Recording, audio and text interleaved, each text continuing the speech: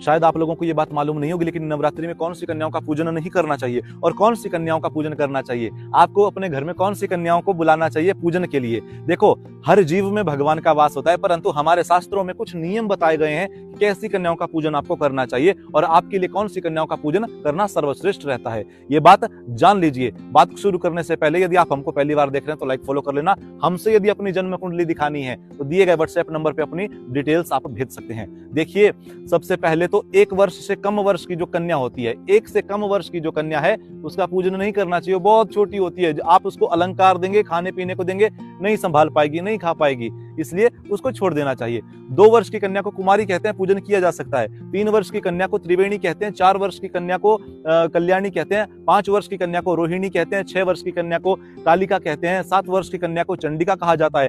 8 वर्ष की कन्या को सांभवी कहा जाता है और 9 वर्ष की जो कन्या होती है, बेटी होती है, उसको दुर्गा कहते हैं और 10 वर्ष की कन्या को सुभद्रा कहा जाता है। तो 10 वर्ष से अधिक वर्ष की जो बड़ी जो कन्या है आयु की, उसका पूजन नहीं करना चाहिए, क्योंकि उसकी संज्ञा स्त्री हो जाती है, क्योंकि वहां से रजोदर्शन प्रारंभ हो जाता है। इसलिए 2 वर्ष से लेकर 10 वर्ष तक की कन्या का पूजन ही आप लोगों को करना है। ये जानकारी हर उस व्यक्ति तक पहुंचा दीजिए नवरात्रों में जो कन्या का पूजन करने वाला है।